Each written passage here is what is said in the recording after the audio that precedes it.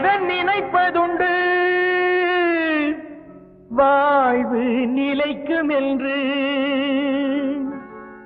இறைவன் நினைப்பதுண்டு பாவம் மனிதன் என்று. மனிதன் நினைப்பதுண்டு வாழ்வு நிலைக்கும் என்று, மனிதன் நினைப்பதுண்டு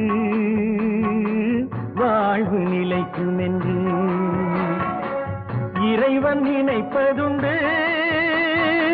பாவம் மனிதன் என்று. இறைவன் நினைப்பதுண்டு பாவம் மனிதன் என்று, மனிதன் நினைப்பதுண்டு வாழ்வு நிலைக்கும் என்று. மனிதன் நினைப்பதுண்டு வாழ்வு நிலைக்கும் என்று.